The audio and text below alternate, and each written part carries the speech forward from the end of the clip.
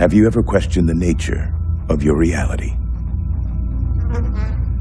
Do you want to know what it is? The Matrix is everywhere. It is all around us. Even now, in this very room. You can see it when you look out your window or when you turn on your television. You can feel it when you go to work, when you go to church, when you pay your taxes. It is the world that has been pulled over your eyes to blind you from the truth. What truth? Unfortunately, no one can be told what the Matrix is. You have to see it for yourself.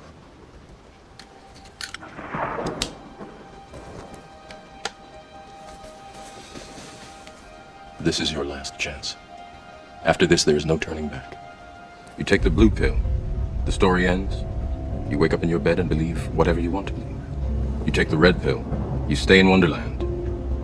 And I show you how deep the rabbit hole goes.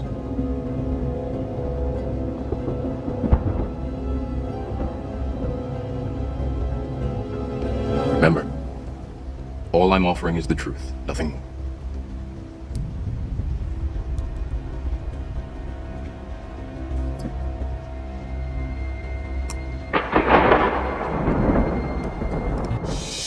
American girls searching for love have moved into an English castle to meet an ordinary guy who is pretending to be a prince. Welcome to the fairy tale. Oh, beautiful. Here we go. We cast a group of fantastic American girls. Hi, I'm Megan. I'm Andrea. Maggie. Karina. I'm from Mobile, Alabama. Fort Worth, Texas. Long Beach, California. Born and raised Long Island, New York. I am a preschool teacher. Promotional model. I'm Miss Los Angeles County. I'm a pre-med student studying cell and molecular biology with an interest in ophthalmology. What? The location we found is an absolutely beautiful English country house that's been this way for over 400 years, set in hundreds of acres of landscape gardens. We pull up to this castle. Look at Downton Abbey. There's butlers and maids standing there to greet you with English accents. It was the cutest thing ever. I wonder when we're meeting Prince Charming. I know. Sir is going to arrive by helicopter, and the lady's going to be gently having afternoon tea on the lawn, and then they're going to see someone who looks very well known step out. He'll be rushed away, and they then will spend hours debating who they think it is. Oh my God. Is that who I think it is? We were definitely thinking, like, who is this guy? We had a bunch of different theories. One was an actor, one was an athlete, and the obvious one was that he's Prince Harry. The stakes have been raised tenfold, and there's going to be heartache and tears before bedtime. There will be a masquerade ball in the main garden, and you will all be able to get to know Sir then. This was the first moment in which I got to meet the 12 lovely ladies. I was very nervous, actually. One woman's scary enough to put 12 in front of us, just absolutely terrifying. How old are you? Is polo your favorite sport? Have you been to Vegas? What makes you say that? Throughout the show, our gentleman is going to be taking the girls on some incredible dates. The dates set up were out of this world. James Bond boats, helicopters, secluded beaches. It's a fairy tale journey laced with full gamut of emotions. One of you will be elevated to the crown suite. She's so happy that she's getting to go in the crown seat. And one of you will be leaving the estate tonight. The whole elimination process, that's what's making me nervous. There's the city girls, there's the country girls. There are a lot of pretty girls there. You could say I'm way out of my league, but for who I'm pretending to be, perfect. American girls are very forward. What a naughty little smile. I don't know if the Queen would approve. Come now, why not?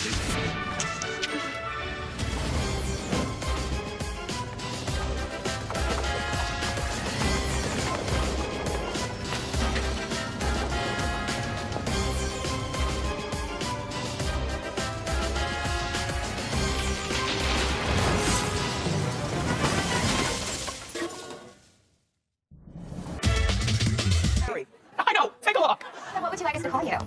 Anything you like will do. Prince Charming. Prince Charming, is that how it is? We nicknamed you Boyfriend. Boyfriend? Yeah. That's very premature. They're all vivacious and just loud and exuberant, so much energy, and I think engaging 12 girls and trying to make them all like you is damn near impossible. Doing that whilst being someone else is ridiculous. Please welcome Matt Hicks. How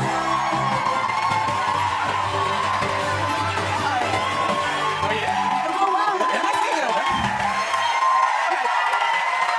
I have to tell you that my staff sent me home with the first episode of your show. It's the best show ever! Thank you. Oh my gosh. All right, let's take a look at how much he resembles the real Harry, side by side. That's quite weird thing. Matt, so is it true you're a natural blonde? Yeah, I had to diet for the show. But this is for a good cause. Yeah, absolutely. So you're 6'3", like the real Harry? I'm not quite 6'3", a bit shorter. Yeah, let's He's see. 6'3"? Yeah, I think he's 6'3". I need some platforms. All right, so Matt, how did all this come together for you? I did a few jobs previous to this one. So I had some pictures on the Lookalike website. Okay. And my profile was up online. And so people got in touch, they emailed and said, can you do this job, can you do that? So I'd done some really small ones previously, and then the production company got in touch and said, How about this? The Ryan Seacrest production company is producing the show, and so they saw your Facebook profile and got in touch with you. So, did you know anything about royal life prior to this show? No, not really. I work in an environment consultancy firm as my career, and I'm not a royalist at all, so I had no idea. I had to do all my research, and I went through this week of Harry School. I was sweating while you were going through Harry School. You have to remember the birthday, September 15th, 1984. I'm glad you remember. And, tell us your official title. Prince Henry Charles Albert David of Wales. Or something like that. They told me that this is your first time to New York. Yeah. Well, we went to Memphis last week, and I got absolutely mobbed because it was Memphis in May, and they had thousands of people in the streets. And Harry was there also. Yeah, at the so same it was a time lot of for a friend's fight. party. So we went to do a bit of publicity. Look, did you hook up with any of the girls on the show? When you say hook up? Well, first base, second base, third base, home run. You've seen a few first bases, I think. Yes, a few. You'll have to wait and see. As an American, I'm pretty used to, well, American TV. One show is called I Wanna Marry Harry. Now, at first glance, this appeared to be another one of those The Bachelor-esque shows, because apparently people like to watch that. Now, I'm gonna be upfront with you all, I'm not one of those people. But you know what? This one seemed different from the others.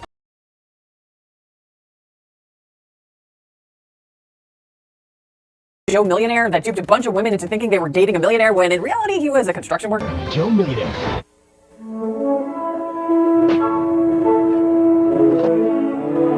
Once, there was an average Joe who made a humble living by simply moving dirt.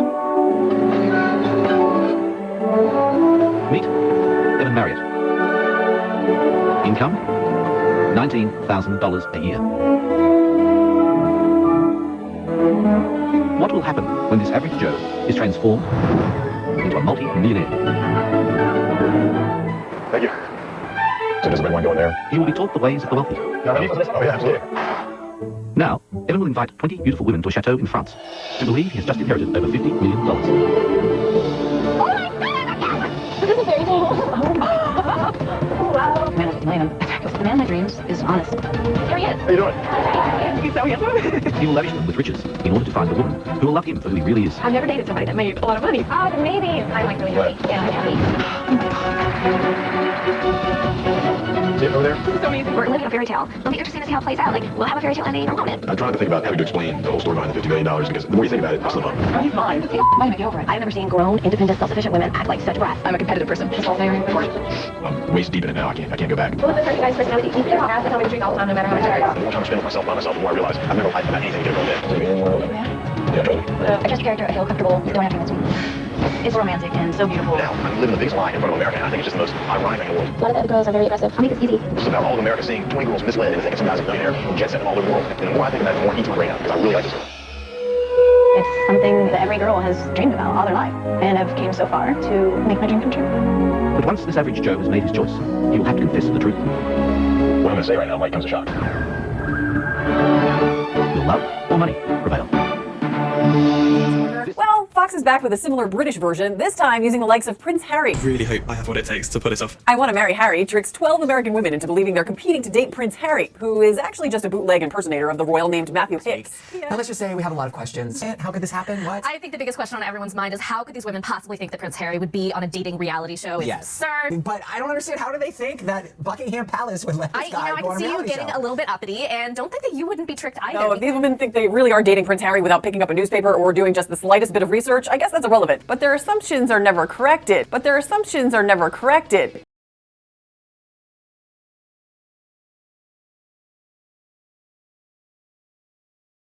They think they're dating the world's most eligible bachelor, Prince Harry of Wales, fourth in line to the throne. To eliminate any remaining doubt that the girls are dating a true prince, some gentle persuasion is afoot. With this photoshopped image of myself and my royal brother, I have to convince these girls that I am Prince Harry.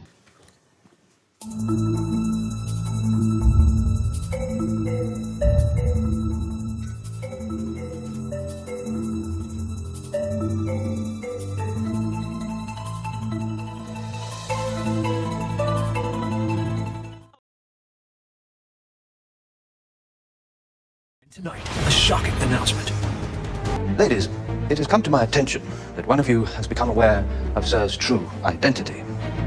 This is not a problem in itself, but I am here to tell you now that Sir is indeed His Royal Highness Prince Harry of Wales. Oh my god.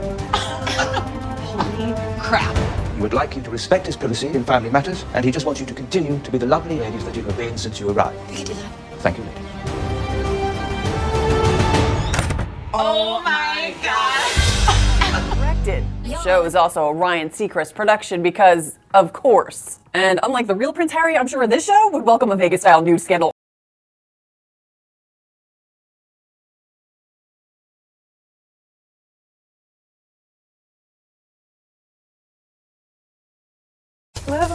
Is that Meghan Markle and Prince Harry caught on a romantic getaway in Africa? Nope, they're lookalikes shooting Lifetime's new movie, Harry and Meghan, A Royal Romance, and we're behind the scenes. Actress Parisa Fitzhenley plays Meghan. Side by side, the similarities are striking. Actor Murray Fraser is cast as Prince Harry. Together, their transformation is remarkable. In this scene, incredibly, Parisa, who has naturally curly hair, reached out to my manager and I said, if you ever make a movie about this, I'd love to go out for it. Hello. The 41-year-old Jamaican-American actress says she can relate to Meghan because they are both biracial. For this brown-haired actor, playing Prince Harry was a bit of a stretch. I'd hope you go, you played me? Really? A non-ginger Scotsman? That's Prince Harry. Yeah, I don't know about that.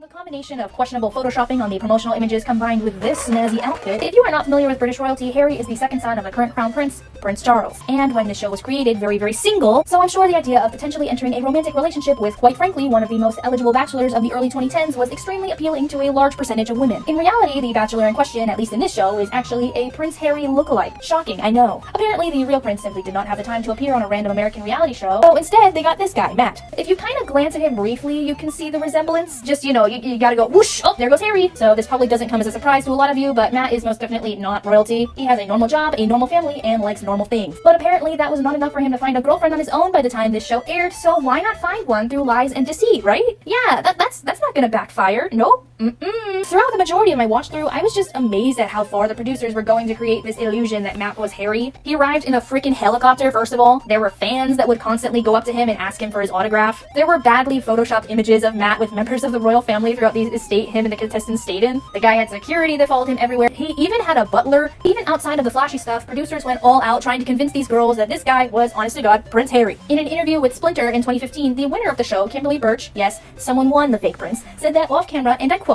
"People from production would stand outside your room when you'd think that they didn't know you were up. They'd whisper, 'You have to get him back to Buckingham Palace. The royal family's very upset. They're not happy about the show. It's this new thing that they've never done before, and they're trying to be up and up with social media and the way that the world is.' They actually had a therapist come on set at one point and talk to a few of us who were saying it wasn't him. We found out later that it wasn't a real licensed therapist. It was just someone from the production team. The therapist said, 'You have to learn how to trust your mind. I understand that you're in a different country and you don't know what's going on, but you have to trust the people here. It's not good for you to keep questioning.' What the heck? I mean, as Hicks put it, I just didn't get what the producers were trying to accomplish with it being a show about American girls dating a fake Prince Harry. Was it supposed to show that Americans were big old dummies that could believe anything? Was it commentary on the entire institution of royalty? Not exactly, in my opinion at least.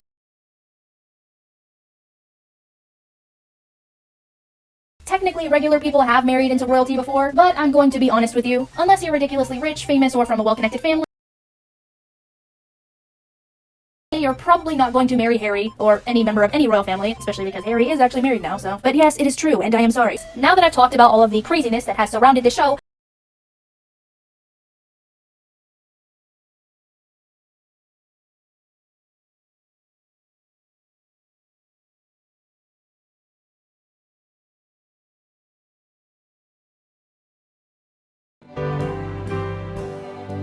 I was born and raised a California girl who lives by the ethos that most things can be cured by yoga, the beach, or a few avocados.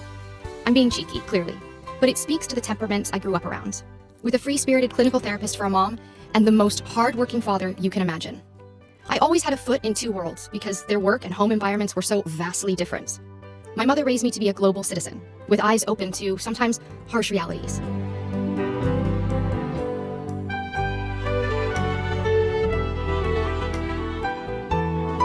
Everything, all the stars were aligned, everything was just perfect. It was this beautiful woman just sort of literally tripped and fell into my life. I fell into her life. And she was encouraged by her mother, always. I think you can maybe look to her upbringing. It strikes me that her mother is a fantastic influence on her. We know she's been a social worker, a teacher. She obviously cares a lot about society. And we know that from a young age she was exposing Meghan to things and like... she went to a good prep school. And actually the reason that her father was able to afford to send her to that school was because he won the lottery. He won $750,000. She was taught by her father the virtues of hard work. He would work 80, 90 hours a week. So this combination, and also the fact that she always felt something of an outsider. And I think growing up, her mother was very determined, I think, that Meghan grew up aware that she grew up in quite a privileged background, but there were others that were less lucky than she was. So she's had to learn from quite an early age not only to be diplomatic with her parent, but be diplomatic with the outside world. She's learned to bend, she's learned to be fluid, she's learned to see the other point of view. Well, never let it be said that the royal family is not above adapting. I mean, it has survived 1,000 years of change and remained in situ. It is brilliant at navigating its way through changes in social life, the mores of the time.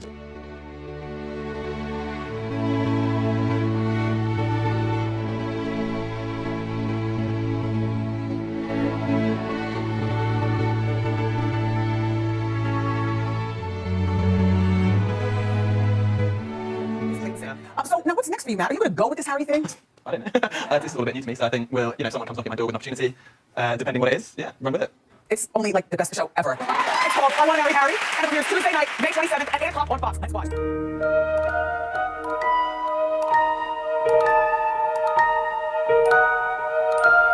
Whoa. All right. Sorry. Yeah, that's okay. Can you explain?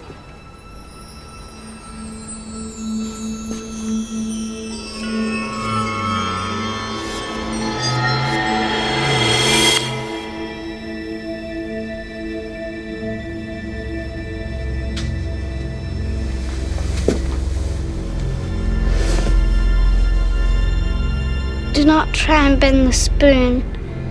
That's impossible. Instead, only try to realize the truth. What truth? There is no spoon. There is no spoon? Beware the stare of Mary Shaw. She had no children, only dolls.